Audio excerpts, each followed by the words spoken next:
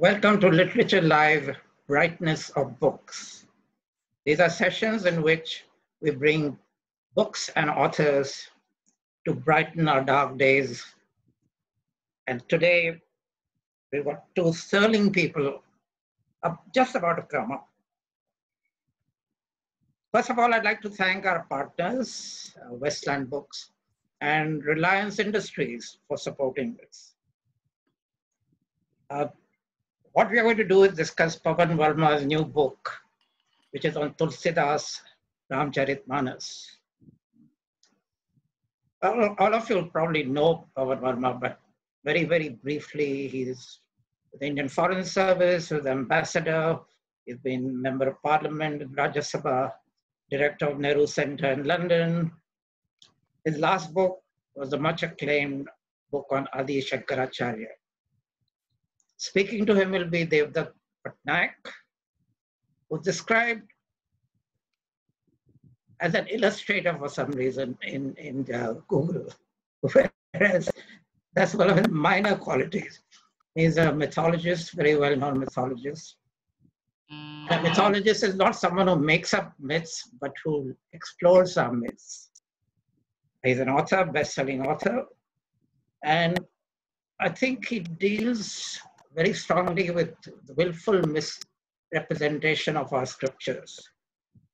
In a sense, both Pavan and Devdutt are iconoclasts. And here they are. I'm going over to both of you. Devdutt, please take over. Thank you. I think my voice is coming on someone. So today we're going to discuss this wonderful book, The Greatest Ode to Lord Ram, Tulsidas's Ramcharitmanas, Selections and Commentaries by Pavan K. Varma. So I've known Pavan for a long time. I first met him when he was ambassador at Bhutan. And since then, I really know of Pavan from my college days when I read a wonderful book on Krishna written, and he doesn't realize the influence that book has had in my writing. So Pavan, thank you for being, we don't realize how we influence other people's lives, and we write books, and these books, like this book, will be read by someone out there, and who knows, the next great scholar on Ramayana may emerge simply because he's read a simple book which gleans out. For what I got from the book was, it is not the entire Tulsi Ramcharitmanas, but it gleans out portions of the Ramcharitmanas and presents it to a modern audience. So my first question is, why Ramcharitmanas and why now? Well, thank you, Devdutt, first for your very kind words of appreciation and unexpected acknowledgement of the impact that one of my books, which I wrote many years ago, had on you. Without even my impact, you would have emerged as a writer of great depth, insight, and eminence. But it makes me feel happy, so thank you. Now, as far as your question is concerned, Devdutt, I'm concerned about something. I'm concerned about the fact that many Hindus, and not only Hindus, many of us are not aware of the remarkable civilizational and cultural legacy of Hinduism. We are in our own ways practicing Hindus, but Hinduism does not prescribe a certain code of conduct. Hinduism does not have one church, one pope, one text, one prescriptive ritual. So in our own way, we continue to be Hindus, but somewhere it has also led, among other reasons which I don't want to discuss now, to Hindus becoming gradually adrift from the richness of their civilizational and cultural legacy, of which Tulsidas's Ramcharitmanas, I believe, is a very important segment. Anil mentioned that my last book was on Adi Shankaracharya, Hinduism's greatest thinker, which was one way of bringing to a modern audience the remarkable cerebral quality of this man in the 8th century and the philosophy which he espoused and which he explained, which is Advaita. Many people didn't know, for instance, I'm sorry, I'm slightly digressing, but I'm coming to the point immediately, that Adi Shankaracharya lived in the 8th century of the Common Era. He was born in Kerala and died in Kedarnath. In the 32 years that he lived, he set up 4 mutts in Sringeri, in Dwarka, in Puri, in Joshimath in the north, which is in a way the civilizational map of India. So, in a sense, it was a discovery for Hindus. Similarly, Tulsidas' Ramcharitmanas, at least for much of North India, has been called and is probably the Bible of Hindus. It is, of course, an epic, 12,800 lines, over 1,000 stanzas or verses. So, very few people read the Tulsidas' Ramcharitmanas. Many of us know some lines of it.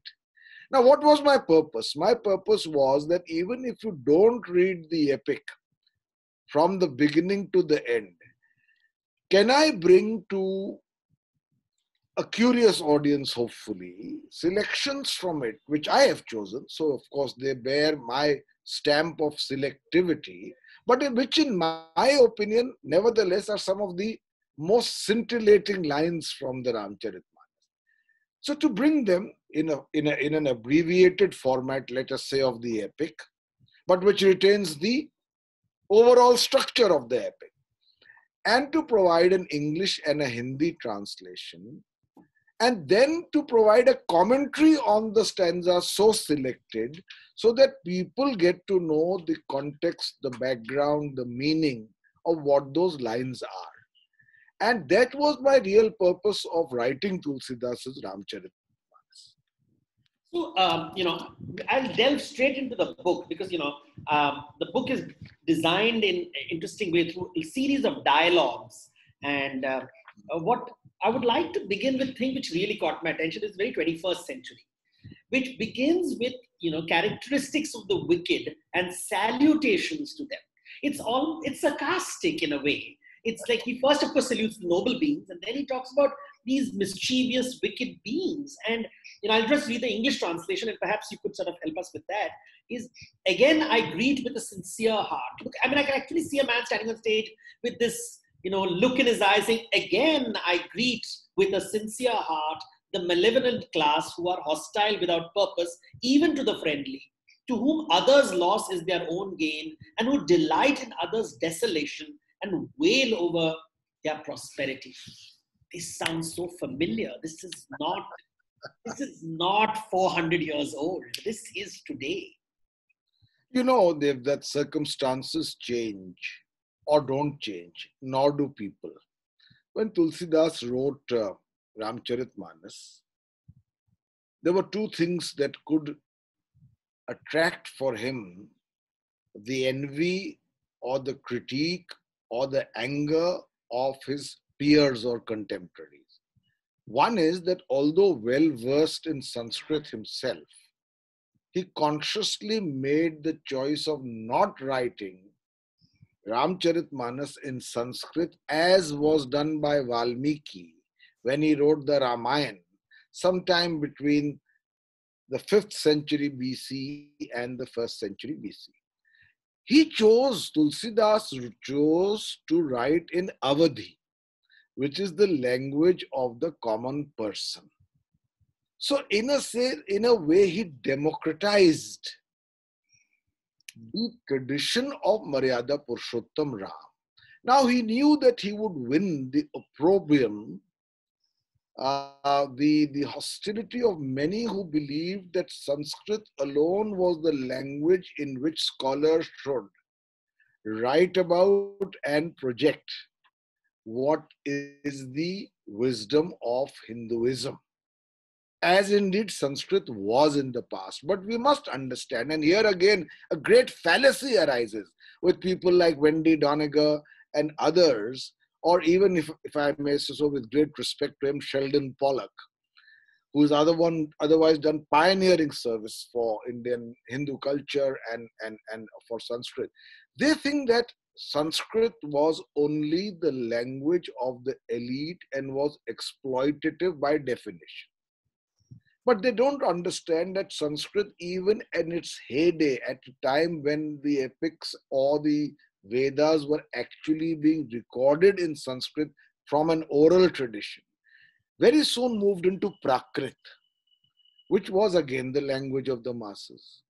And frankly, after Jayadev's Geet Govind, sometime in the 12th century Common Era, just 800 years ago, there was an outpouring of devotional Hindu literature in languages other than Sanskrit. For instance, Chandidas wrote in Bengali, Vidyapati wrote in Maithili, Bihari wrote in Brij, Surdas wrote in Brij, Govindas wrote in Brij, and carrying forward the same tradition, Tulsidas wrote in Awadhi. So first he had to face the criticism of the old schools, scholars who believed Sanskrit should be the vehicle. Secondly, he was a relatively new and unknown entrant into the Ramayan ecosystem. He's called today Goswami Tulsidas. And there are people who have said that he was the greatest man of his age. Vincent Smith has said as great as Akbar, for instance. I mean, whether you take these certificates or not is not important for me. He was certainly a very, very influential voice. But initially he came in without that label of coming from a certain background and speaking about Ramcharitmanas, in Ramcharitmanas about Ram. So he attracted criticism. And that criticism runs into anecdotal instances. For instance, there is it is said about Tulsidas that because people did not give value to the Ramcharitmanas, they placed it in the Vishwanathji Mandir in Varanasi, in Kashi, at the bottom of a pile of books on Ram, Maryada Purushottam Ram.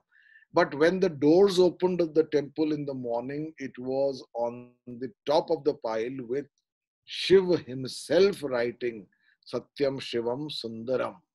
Now these could be also stories by which he sought to legitimize his reason for writing in Awadhi. But he also needed to deal with his critics, the trolls of those times, as you said to me earlier in the day. And his way of doing it was to first pay his salutation to the noble. You know, my selection starts with the praise of the good-hearted.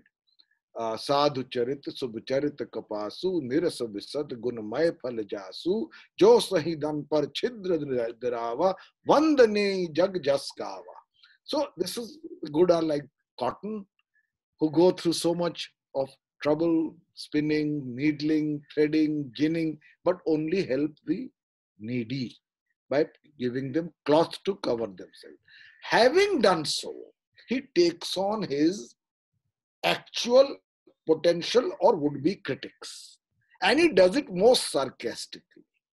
And he does it devastatingly, Devdutt. He says the wicked are like, for instance, I'll give you two examples. He says, are they like that fly who will fall into a bowl of ghee in order to spoil it, even though it knows that it will die itself in the process. Wow. This is his way of describing them. Or they are like the hailstorm, which will fall to destroy the crops, even though it knows that in the process it will melt and die away. Wow. What his imagery is just remarkable. And by the way, Ramcharitmanas, I should have explained this earlier. The reason for me to write on this among my many other books now is that it's important at three levels, Devdutt. Firstly, It is a story of Maryada Purushottam Ram, who has a certain place in the philosophical and devotional tradition of Hinduism. Secondly, while it tells the story, it's a very important book in terms of a philosophical dialogue, which is the essence of Hinduism, of which I will talk later if you would like, Nirgun, Sagun and Bhakti. And thirdly, it is full of really down to earth wisdoms which are distilled over time and which come to you through this book.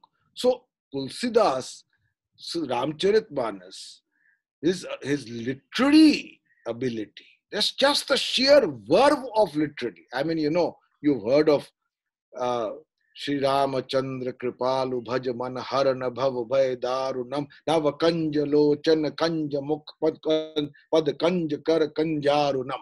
Now, just kind of poetry, just the sheer cadence of it.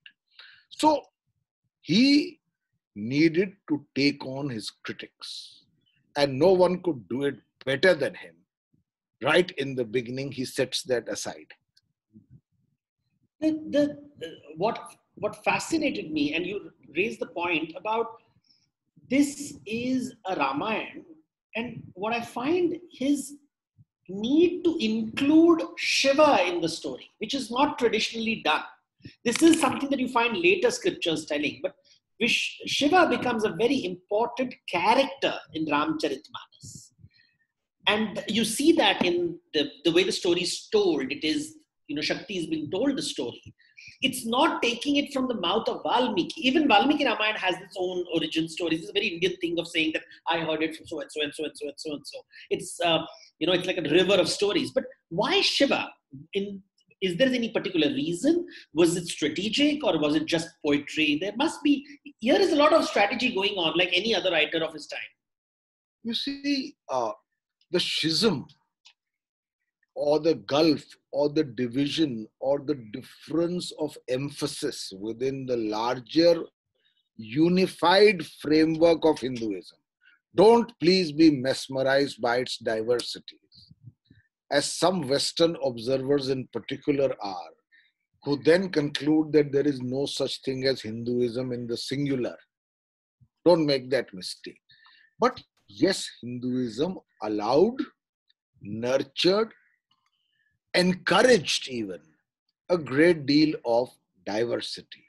Among that was the Vaishnav and the Shaiva school, those who were followers of Vishnu and those who were followers of Shiv.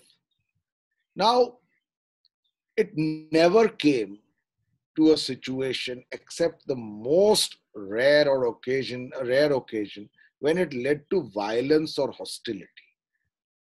But there were definitely chiseled differences between the Vaishnav and the Shaiva. Now, what is Tulsidas trying to do? He is bridging this schism. He is saying that when I am writing this in the 16th century, it does not matter. Now, why does it not matter?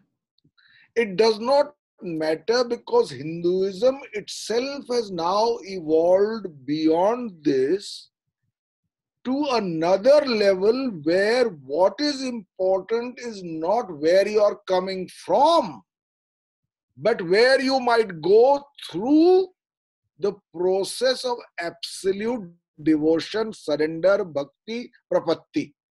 Now it is not important, and it's not Tulsidas's business. He even, as I will explain later to you, wants to paper over the differences of philosophy within Hinduism, the Nirgun and the Sagun. His point of view is bhakti. So what does he do? Shiva becomes the narrator, and Sri Ram, who for Tulsidas is the god of all gods, prostrates himself before Shiva. It's a mutual admiration society. with no fetters on it, in order to project this importance primarily, that beyond this, what promises you moksha even in your own life, not later after death, is bhakti. So you will see that Shiva will say, for instance, Jai Ram Rama Ramanang Shamanang Bhavta Bhaya Kul Kahi Pahi Karam. I mean, he will praise Ram. Avadhesh Suresh Ramesh Vibho Sharanangat Mangat Pahi Prabho. And Tulsidas will praise Shiv. Namami Shami Shama Nirvana Rupam Vibhum Vyapakam Brahma Veda Swarupam Niham Nirgunam Nirvikalpam Niriham Chidaka Shamaka Shavasam Bhajam. So that whole beautiful stotra in Sanskrit, incidentally, that Ram says about Shiv. So it bridges this earlier schism between Vaishnav and, the worship of Ram is Vaishnav. As you know, you are an authority bigger than me on this yourself. But Vishnu's incarnation, Ram and Krishna, and the Shaiv tradition. So he bridges that and does it quite successfully. The thing is, when you're reading what little I have read, and really my exposure to Ramcharitmanas is very less. I always tell people that there are many Ramayans in India, and the Hindi-speaking people genuinely believe that this is the only Ramayana, until scholars have tried to show that there are many. Like, I'm from Odisha, and I'm naturally drawn to Odia Ramayans, and most Indians are familiar with the television version of the Ramayana, which uses a lot of Tulsi Ramayana. And in fact, it really is much of the songs that you hear, the Mangala Bhavana, everything has its roots in the Avadhi tradition, in the North Indian traditions. But this word bhakti that Tulsi uses, he uses with an extreme refinement. It is not divorced of intellectual understanding. Oh, yes. It is not divorced. There is jnana yoga. And that is, today when you use the word bhakti, it is isolated and seen as unconditional loyalty, to the point that they are even told to think for yourself is to go against the bhakti doctrine. You see these gurus propagating it, who expect unconditional loyalty, this kind of a divine, the Superman coming and telling you that you will do what it is. A very Paigambar concept. It is not Tulsi Ram. So this is, how did bhakti of Tulsidas become bhakti, which sounds more like you will listen to the Paigambar and you will not question authority. No, I don't think it is. Tulsidas is making a case of bhakti not as a command, not as something prescriptive. He is saying it is the most efficacious, the most efficient way of achieving inner peace, harmony, contentment, and ultimately, even in your own lifetime,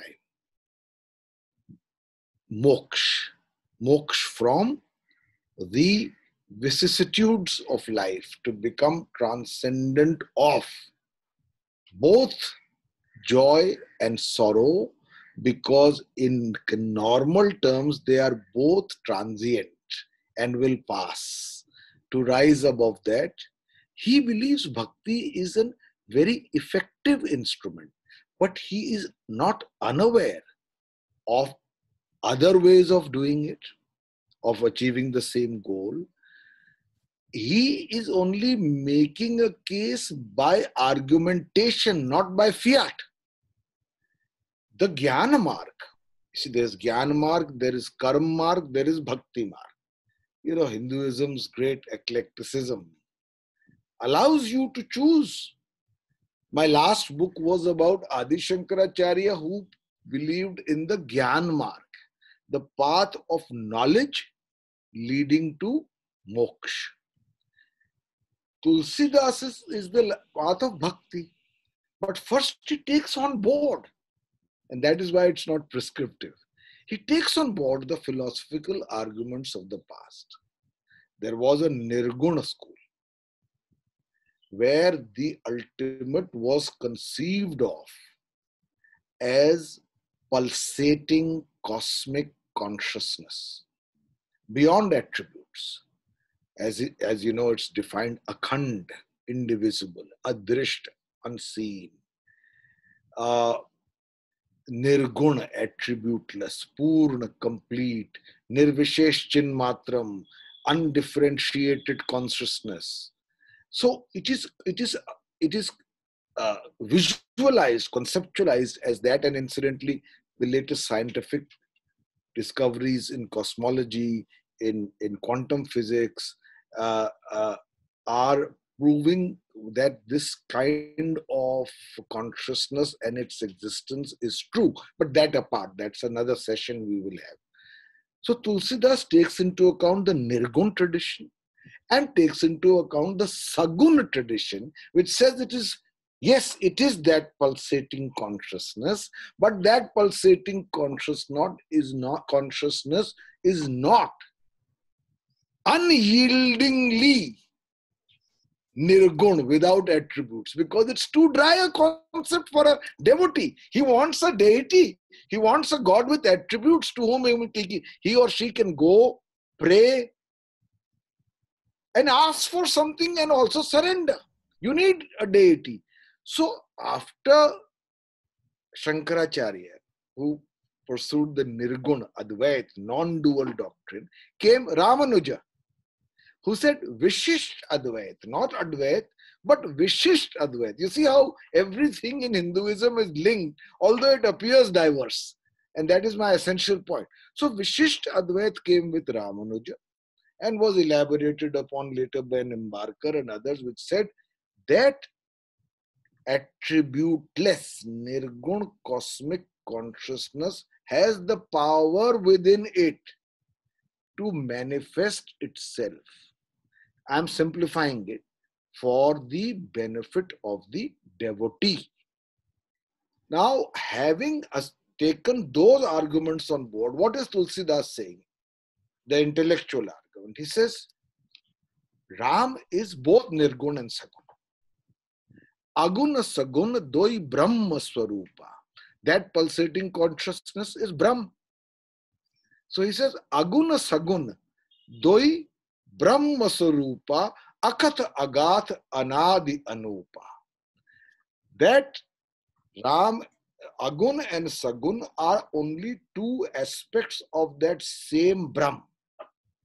And Tulsidas then argues very beautifully. I'll just take a minute less to answer your question. He says, Phule Kamal, lotus, so hasar kaise. How this lotus flowers in the still waters of the lake. Phule Kamal, so hasar kaise, nirgun brahma saguna bane jaise. That means just as nirguna that becomes sagun, it is like the lotus emerging from the still cosmic consciousness of the waters of that lake. So therefore his argument is that there is no difference. Don't get caught in the ultimate differentiation between the two. What is important for you is to benefit from the benevolence of divinity. What is the best way to do so? Is not the philosophical quibble, which has its own importance, but the ability to transcend that in an act of informed surrender. He says, Aguna Arup Alak Ajajoi. Now, please, this is an important line to understand the answer to your question. Aguna Arup Alak Ajajoi. That which is attributeless, formless, imperceptible, alak, unborn.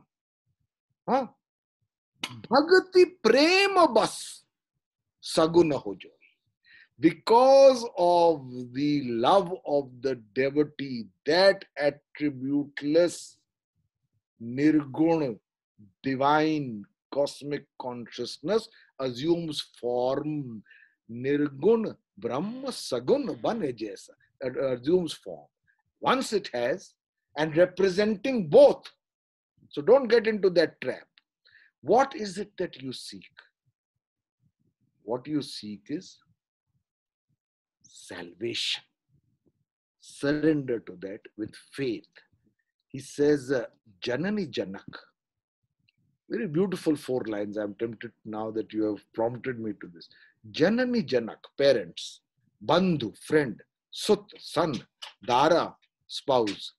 Janani Janak, Bandhu, Sut Dara, Tana Dhana Bhavana, house, Suhadra, Parivara, and family. Relatives, family, son, wife, child, dhan, dhan.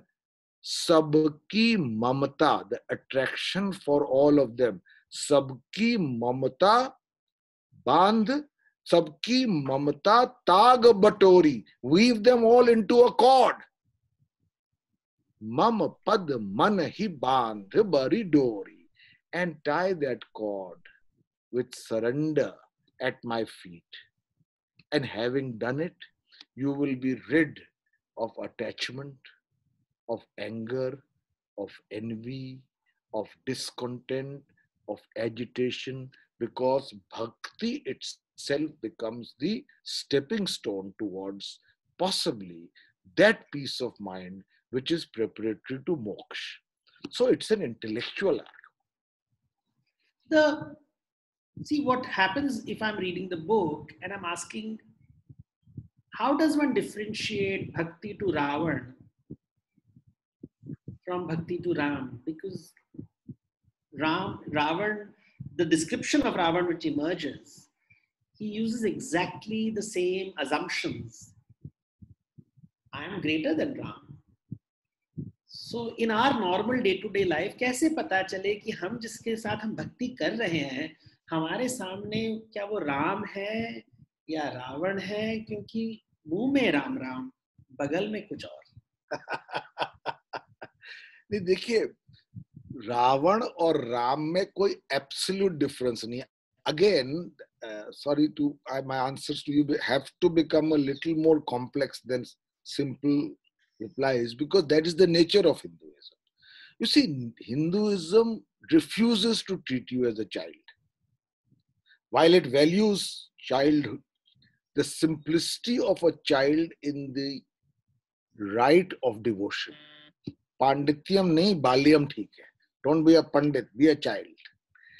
But it does not treat you as a child where moral choices are concerned. There are no 10 commandments in Hinduism. What is right and what is wrong depends on context, on circumstance, on the situation, and the karmas of each of them in their past and the choices they make in the present. So in that sense, Ravan is also a great devotee of Shiv. But while being a great devotee, and when he dies, the heavens rain down flowers on him. Paradoxically, that happens to Duryodhan in the Mahabharata also. The heavens rain down flowers on him, saying, Kya yodha tha? He did his karma and did it well. So Hinduism in that way can perplex you because of a simple reason, Devdutt. There cannot be absolute right and wrong in man-made laws. What is right for some people is wrong for others in the same societies that we live in different cultures. So Ram is for Tulsidas, I can say, Ram is the embodiment of all that is good. That is why he is called Maryada Purushottam Ram. He is the ultimate role model of right conduct. Ravan is not. For reasons which are evident from the story of the epic, the way he abducts Sita, and his sense of arrogance. Now, one thing I want to say about Ram is that, again, this is not happenstance. Tulsidas portrays him as a god who is in any circumstance full of equipoise, of equanimity. In a sense, he's transcendent to such polarities as anger and joy. He behaves like a human being. When he sees Sita, for instance, he's overcome by his admiration of her beauty and his love for her. But this brings another concept of Hinduism, that is Leela. When the divine plays the human with such conviction, it is Leela. It is Godhood playing the fool. So, in that sense, Ram is goodness and Ravan is not. Now, if you wish, and there are people in India who worship Ravan, and they are part of Hinduism, by the way. So, when you talk about Ram and Ravan, Sita comes into the picture. And Ram here, in the absence of Sita, is completely shattered. He says, without my beloved, I can't think clearly.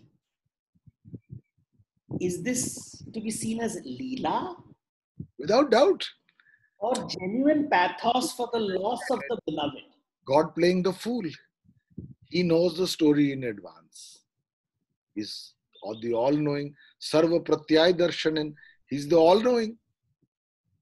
But he has undertaken a human avatar to play a role in order to leave certain inferences for men and women to follow or to think about. Hinduism always leaves the option not to follow but to think about, unless it is hijacked by illiterate bigots.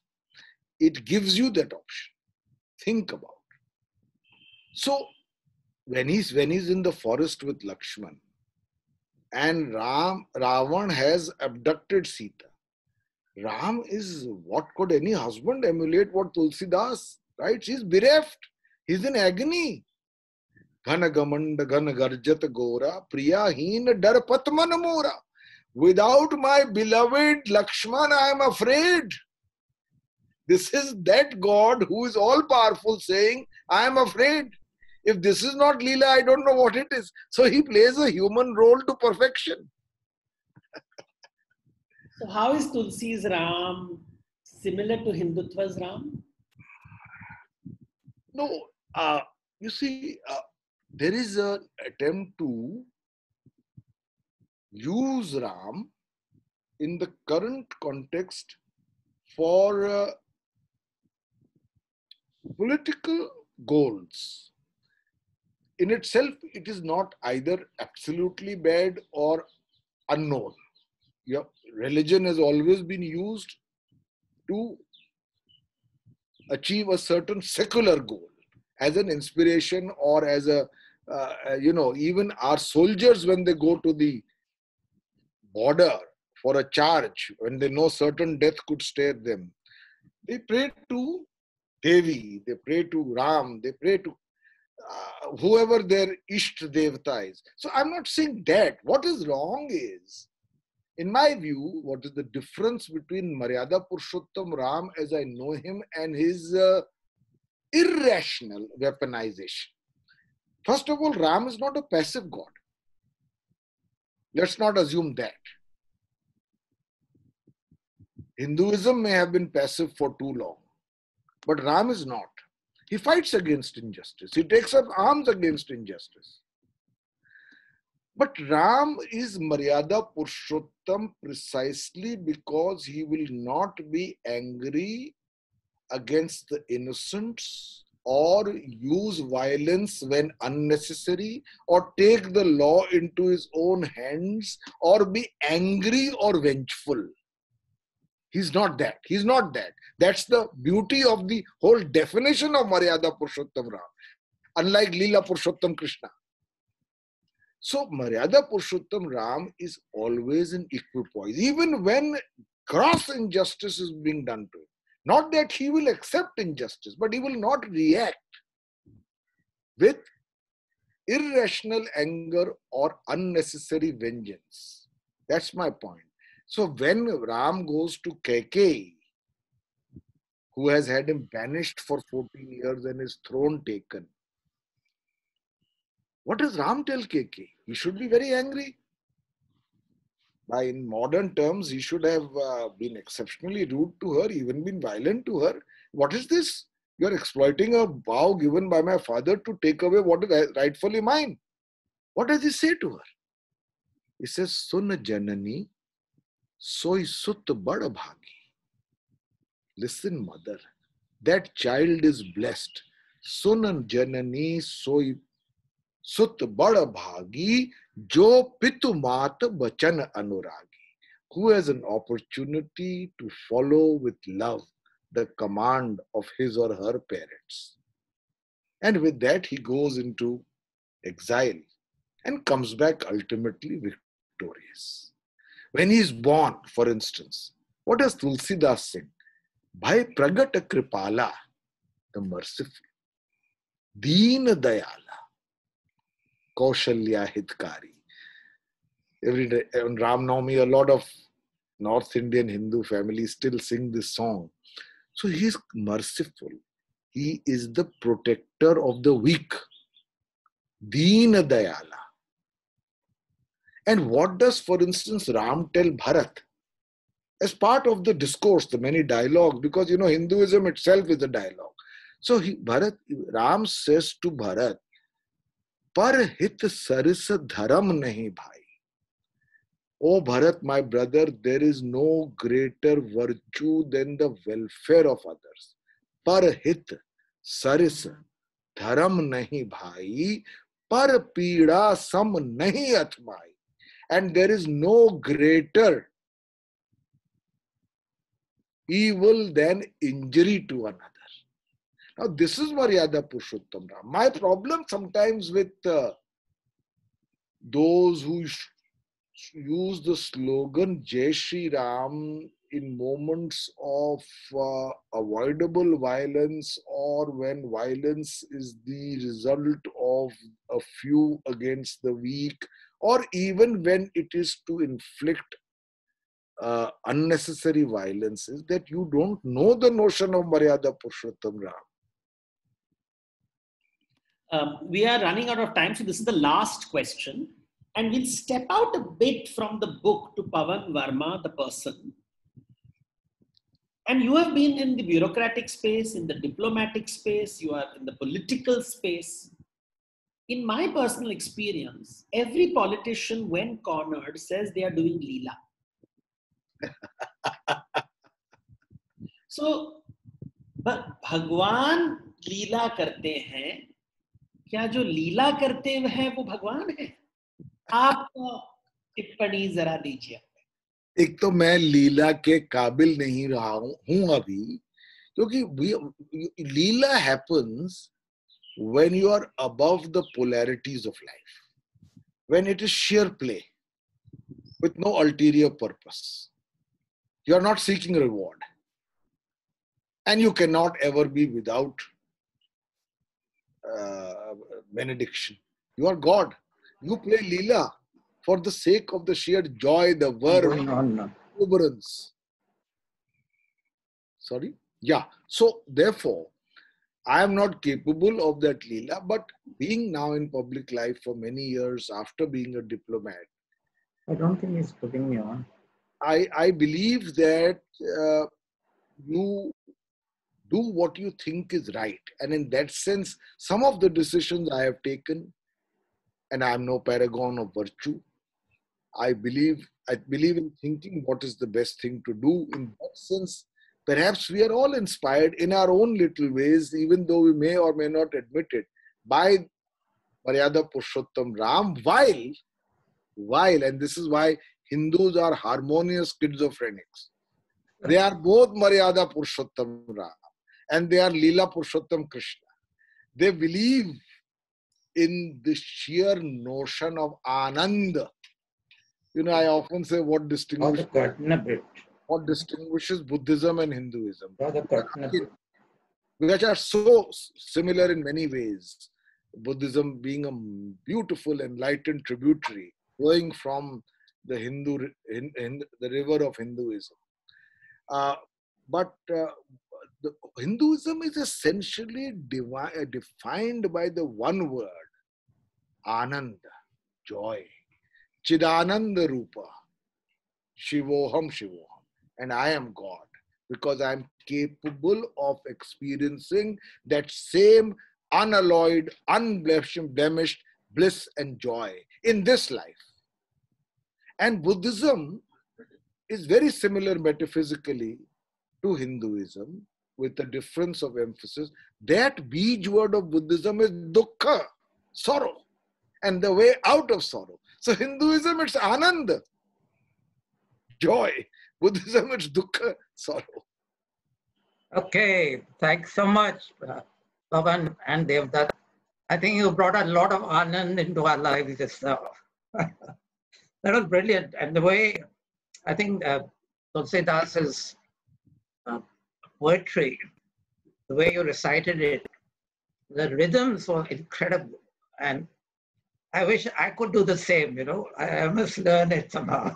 You know, Anil, my first book was on Ghalib. And so one of the other things I can do is to recite a great amount of Urdu poetry as well. But because they are all good literature. But these days I am quite enmeshed with Hinduism. Right. But there are lots of questions. We'll try and fit in as many as possible. We may go a little over time, so bear with us. Nikhil Nadigar asked a question which I think a lot of people would want to know. Valmiki Ramayana and Tulsidas Ramayana, are there any key concepts that have changed or any nuances that have been left out? Well, you know, essentially, can you hear me? Yeah. Essentially, the stories are similar with differences in nuance. And Tulsidas, in spite of narrating a very popular and familiar story, brings in deftly and definitively his own impress on the writing of an epic. There are some differences, and that one of them is particularly in the minds of a lot of Hindus, which is that Valmiki's Ramayana ends with the Uttarakand, which is about what people perceive to be the humiliation of Sita by Ram. Whereas Tulsidas's Ramcharitmanas does not have that section and ends with his return to Ayodhya and to his Abhishek, or his assumption of the throne. So it's a happier ending. Well, there is a lot of scholarly debate on whether the Uttarakand of Valmiki's Ramayana was written originally by Valmiki or added later by people who were more within the clasp of the social milieu. In other words, who wanted to reinforce gender stereotypes or gender exploitation or male patriarchy. And it is a fact that since Hinduism itself is at least, to my mind, a 6,000 or 5,500-year-old religion, there are many texts which were first oral, then committed to writing, then went through some changes. And many times we don't know what has happened to text. I mean, Kautilya's Arthashastra went completely out of the Indian consciousness. Finally, in the 19th century, a copy of it was discovered in a villager's home in Kerala. Whereas Machiavelli became a global hero. This is what happens to the unfolding of history. Okay, Devashish Goswami says, did Tulsidas believe in unification of Hinduism? Certainly. I can answer this with an emphatic yes, because Hinduism's you must see this in a very brief answer. Hinduism enables and allows diversity of thought. There are 6 systems of Hindu philosophy, not one. There are 13 principal Upanishads. No one knows who wrote them. Hinduism allows for dialogue, differences of opinion. Many people are so mesmerized by that diversity that they think that Hinduism itself is a collation of diversities and therefore not a unified religion. It's untrue. Underlying that diversity is a unity of vision, which any serious student of Hinduism will know. So even the lay person who is worshipping a rock under a tree is at one point making a divinity of a piece of stone, and at the same time is consciousness of the notions of Brahm, Maya, ignorance, and that ultimate consciousness, and can live peacefully with, the mind is like a chest of drawers. You pull a drawer and you pull another drawer, but it is part of a unified framework, which is the chest of drawers. It has many, many drawers to pull from. So I believe Tulsidas, by privileging surrender and bhakti after a debate on the other paths that could lead to moksha, unifies many strands of Hinduism. And this is one of the qualities of many people in Hinduism at periodic time. Shankaracharya. Yeah, you brought that out in your book on Shankaracharya. Sanmat Sthapak, I mean, he brought together Hinduism, although he was the proponent particularly of one aspect of it, which is Advaita Hinduism. Now here's a question to both of you from Nikhil Nadgar. Why is Ram used a lot more in political discourse more than Krishna? Both had dharma-based kingdoms. Devdutt, you want to go first? Well, Krishna has to dance with women, and most politicians don't know how to dance. I guess that is the simplest explanation, because to be comfortable with powerful women, young, old, mothers, sisters, to see women as equal, not through the gendered lens, is something that Krishna does very comfortably. It is very difficult for most men raised in a particular way. And I think politicians, not all politicians, but I think it is the political language that sort of valorizes the boy. And the boy who is not able to be a man. And Purushottama is about being a man. So I think it is this journey from being a boy to a man, which transforms you into someone as Ram and Krishna. So also when they talk of Ram, it's only lip service.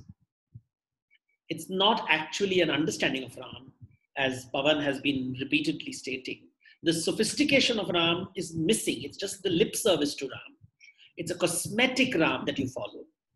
So it's a cosmetic Ram. It's not I'm following Ram. I'm following a cosmetic, user-friendly, weaponized Ram, and completely oblivious. Even Krishna, therefore, the image I will show is that of him in the battlefield holding a Sudarshan Chakra in his hand, which is not an important story in the Mahabharata anyway. It's a minor episode where he uses the Sudarshan Chakra. But that's the image that is most weaponized by politicians. So it's not born of wisdom either way. Pavan, you want to add to that? I just want to say that Krishna and Ram, very interesting comparison. You know, in Hindu tradition, Krishna is called the Purna Avatar, the full incarnation of divinity, because he imbibes within himself all the 16 attributes of divinity. Ram is not a Purna Avatar. He is a partial avatar. He has 13 of the 16 attributes. He misses 3, and you can guess which of those are. These are the Shringar Ras, the sensual aspects of Krishna, where he can dance on the banks of the Yamuna with gopis as part of the Ras Leela, which Ram would be quite unable to do, as Devdutt said.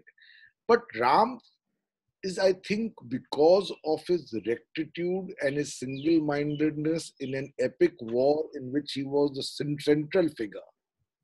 Remember, Krishna in the Mahabharata is a counseling accessory to a Mahabharata.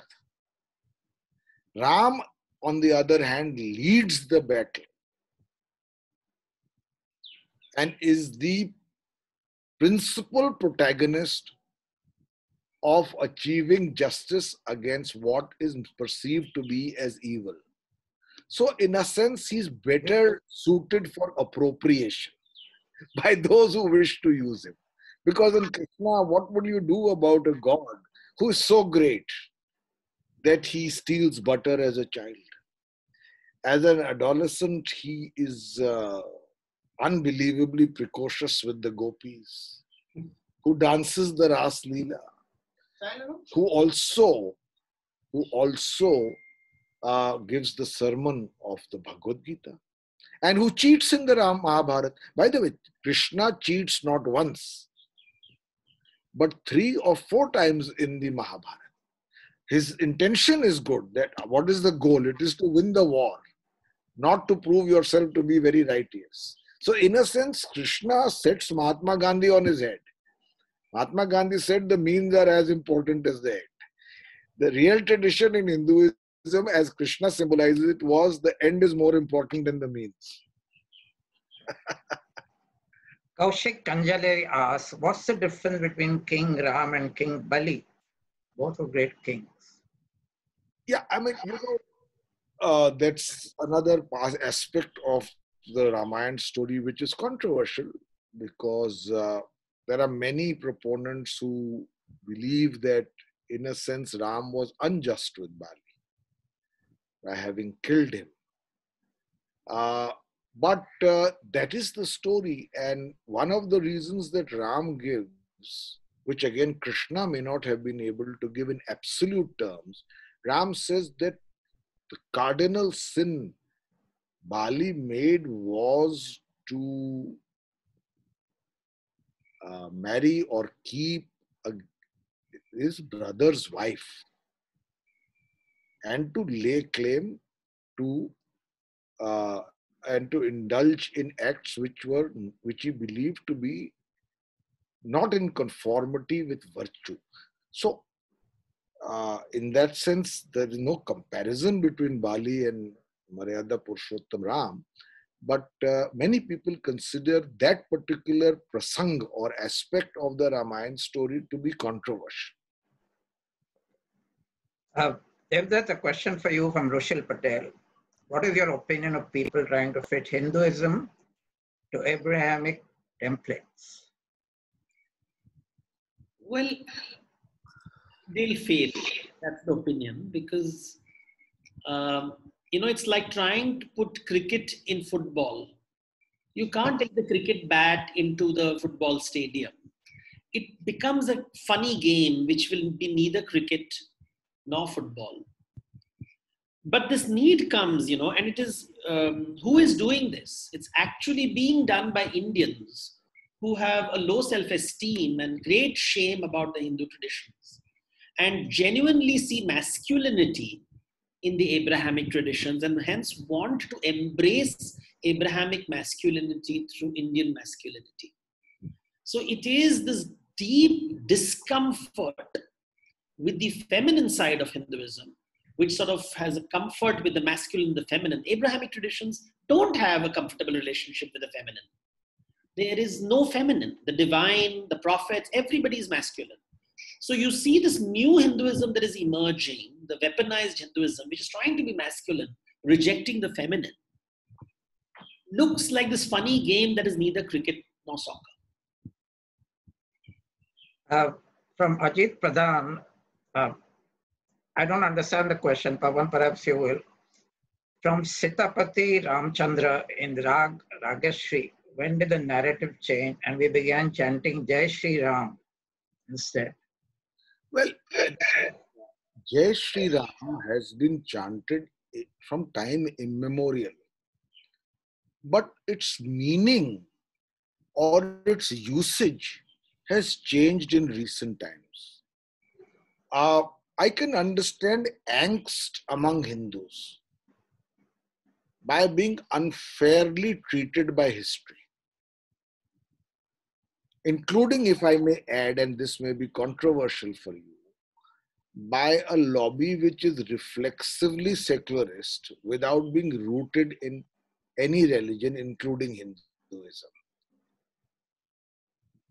It's been wronged by history for other reasons as well. And a great part of its heritage has been irrevocably destroyed. And unfortunately, there is current generation neither has the curiosity or inclination to once again try and rediscover that rich civilizational legacy, which will not lead them towards simplistic notions of Jai Shri Ram only for political purposes. It will be a knowledge that enables them, when required, to fight against what they think is wrong, but in ways that will be in conformity with a very, very rich tradition of Hinduism itself. So therefore, you will have the misuse of Jai Shri Ram when the bulk of the Hindus are adrift from the knowledge of Hinduism. Then the few people can come and appropriate for you what they believe based on their illiteracy of Hinduism to be what Hinduism should be. This is the danger. And they will not be willing for a dialogue, perhaps, because their ignorance may be exposed through a dialogue. Therefore, I say, it's important for Hindus to know more about their own, not only religious, not ritual, spiritual, metaphysical, philosophical legacy. Do you think that is possible at all? Because it's so much easier to look at the superficial aspects than go into the spiritual aspects. You know, Anil, it's not about possibility. It's about desire.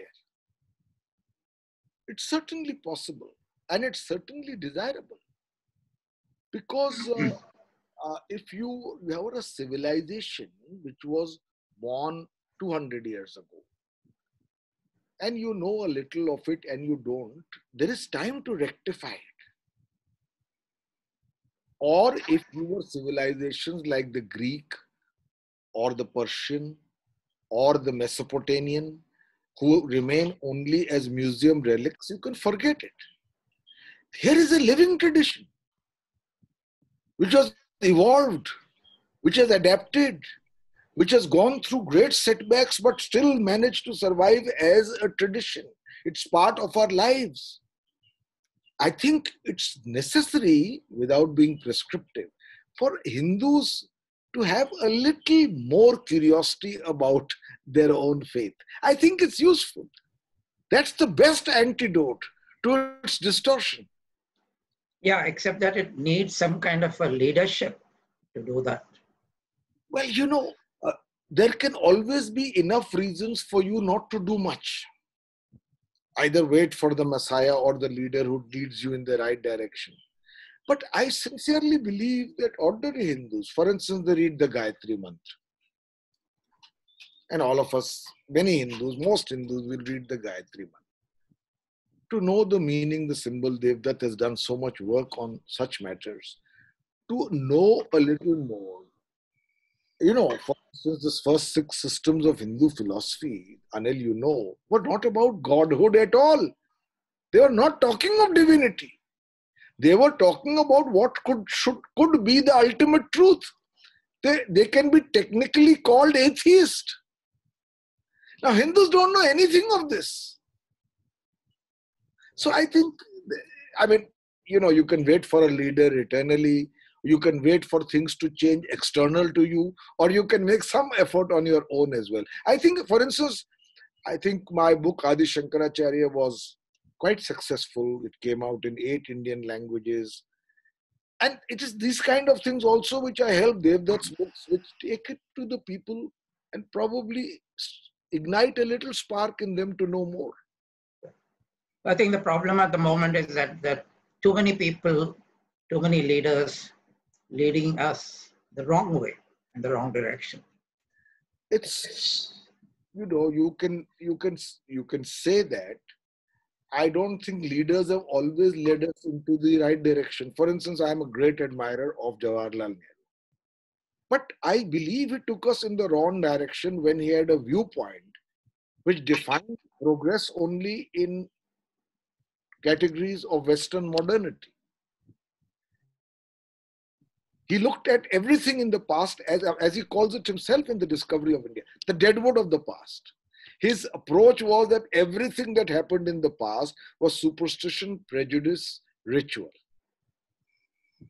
And therefore, India needs to move away from it. And his model of what it should move to was disproportionately influenced by Western norms of modernity. Only such a person can invite a near-failed architect from Paris called Corbusier to design a city in India and sustain the fact that that architect is so proud of the fact that he's come to help the natives that he won't even go and see some of the Indian cities to understand their ethos and ornamentation and sense of urban, not read any books. He took a twig on a wet piece of land and drew out the map of Chandigarh. Thank God the city has been Indianized. Otherwise, that horrific building of the High Court and the state executive and legislature, they're completely divergent from our traditions of architecture. Okay, so we're saying that. So I'm saying there are leaders can do many things. You don't have to, you must have the discrimination. I believe Nehru's concept of agnosticism as secularism was wrong. Mahatma Gandhi was a much better model who immersed himself in religion, all religions, especially Hinduism, to then come up with the conclusion that we must respect all faiths. Preeti Gupta asked a question which echoes what Devdutt was saying earlier. Your views on Adi Nareshwar, significance in current times. Sorry, I didn't get the question. The Nareshwar. Again, Hinduism is the only religion I know of, and Devdutt referred to it earlier, which actually elevates the feminine to the position even of the ultimate divine. I think in the 6th century CE, an important book called the Devi Mahatya was written, which said that the feminine is the ultimate divine, and that means the Devi. All our gods have consorts, from Mahadev to Brahm to Vishnu. And you have powerful women in their own way, in the form of Draupadi, Sita, and Radha. Just to mention a few, although there was a great deal of gender exploitation in a patriarchal society, you have the counter perspective, just that there was a Gargi who could, in an assembly of women, ask a leading question on philosophy. You had Mirabai who could revolt. You had Andal, and so on and so forth. I mean, you had Maitreyi. So in Hinduism, it's a mixed bag. And certainly if you read only one aspect of the Manusmriti, it was open exploitation of women. But there are other aspects by which the female principle, the whole Tantric school is based on Shakti. Uma or Parvati is Shiva's Shakti. Maya is that Shakti which from that attributeless consciousness produces, manifests, creates. So Ardhanareshwar comes from this concept, where Hinduism probably is the only great religion of the world which gives at the level of ideology, place and elevation to the divine, to the feminine principle. Devdutt, you want to add to that? Well, I think that we are a country that loves to worship women and talk good things about women. But when push comes to shove, we are a country which where the Supreme Court is not feeling awkward that rapists are being released, rape survivors are being put in jail, those who fight for, we are living in these awkward times and these need to be addressed. So while yes, worship of Ardhanarishwar is noble and great, let's put the money where the mouth is. And I think that is where scriptures really come. I can use words cosmetically, I can transform words into weapons, but to actually live the words and to actually manifest their meaning is another game altogether. So, when Tulsi talks about nirguna and saguna, he's talking about manifesting the unformed and our capability of dealing with the feminine and the masculine. So we have to move away from lip service. Lip is where the Brahmins came from. But the hands and feet are where things really happen. So I think we should be careful. We have to move away from the mouth and focus on the heart, the chest, the hand, the thigh, the feet, if we have to find our totality. So I think Indians have to move away from the speech.